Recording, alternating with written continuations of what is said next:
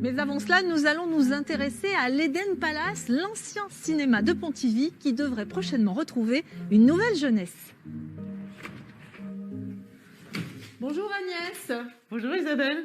Alors c'est à vous ce palace? Eh oui, L'Eden Palace. cet Eden Palace est à nous. Donc c'est l'ancien cinéma de Pontivy. Tout à fait. Qui a été désaffecté, je crois, depuis 30 ans. Depuis 1990, il n'y a plus de cinéma ici. Et vous l'avez racheté? On l'a racheté, ça fait 3 ans maintenant, enfin 2 ans et demi.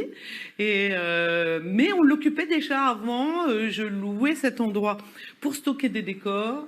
Et nous avons, dans les années qui ont précédé, utilisé l'Eden Palace pour faire des répétitions d'opéra, pour faire des clips. Voilà. Il y avait une vie déjà un petit peu. On précise que vous êtes chanteuse lyrique, Oui. professeure du conservatoire, et que donc, bien sûr, vous rêvez d'en faire quelque chose autour de l'art vocal. On va en parler après. Complètement. Vous me faites un petit peu visiter les lieux? Alors, ici, nous sommes sous la salle de projection que nous allons aller voir tout de suite. Ouais.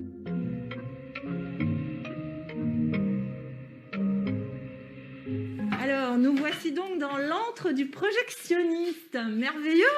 C'est tout à fait magique comme endroit. Ah oui. Hein, c'est resté dans son jus depuis au moins 30 ans, donc. Ouais. Et c'est un endroit que nous espérons pouvoir laisser en état, de ramener tout ce qui traîne un petit peu dans l'Eden Palace d'objets qui ont trait au cinéma. Et puis, cet endroit sera ouvert au public. Hein. Voilà, on ne peut pas appeler ça musée puisque ça ne sera pas très accessible aux handicapés, Ouais. mais ça sera ouvert au public, bien sûr. Et je crois qu'il y a même d'anciens films qui sont restés là. Ah, mais nous avons ici des bobines de Vous les films. montrez? Et nous avons le plaisir d'avoir le général de Gaulle en personne Incroyable. sur les bobines en question. Ah Là, nous voyons très bien le général de Gaulle. On a gardé quelques traces du passé, dont les bobineuses. Voilà, il y a les transformateurs, il y a des ventilateurs, tout ça qui vont reprendre leur place ici. Un vrai musée. On va aller voir Allez. la salle. Je crois qu'il y a même C'est parti. des musiciens qui nous ont des Mais oui, musiciens. parce que c'est un endroit qui sert tout le temps ici aux répétitions.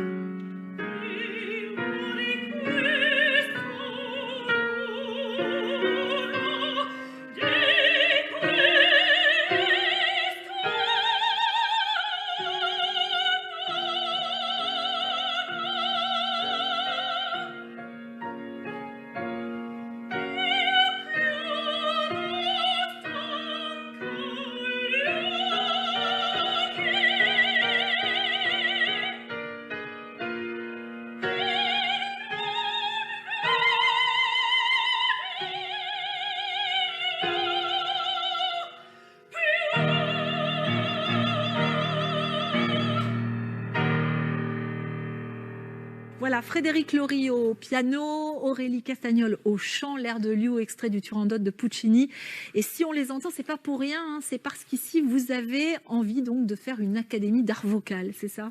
Absolument. Donc, on a entendu des académiciennes de l'art vocal qui viennent de pratiquer l'opéra, ce qui va être une bonne partie de nos activités ici. Et de toute façon, beaucoup d'activités autour de la voix, aussi la chanson, aussi le chœur.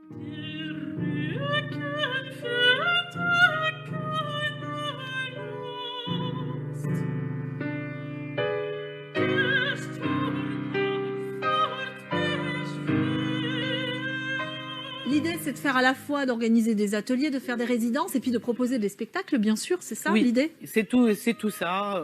De faire de la formation continue aussi pour des chanteurs professionnels. Et l'idée, c'est de faire vivre le Pontivy autour de l'art vocal. Donc là, en fait, on va proposer un outil aussi avec le bâtiment, hein, puisqu'ici, nous sommes dans une salle qui va être un petit peu transformée. Nous allons faire un gradin qui va descendre jusqu'en bas. Sous le gradin, il y aura des loges. Et puis, il y aura un foyer en bas avec une partothèque participative. Dans la coursive que vous avez ici, il y aura une costumerie participative, c'est-à-dire où on partagera le stock de décors avec des théâtreux, des danseurs, voilà. Et puis ici, donc une grande scène qui nous permettra de faire des résidences pour après tourner dans des grandes salles où la moyenne des scènes, c'est 10 sur 10.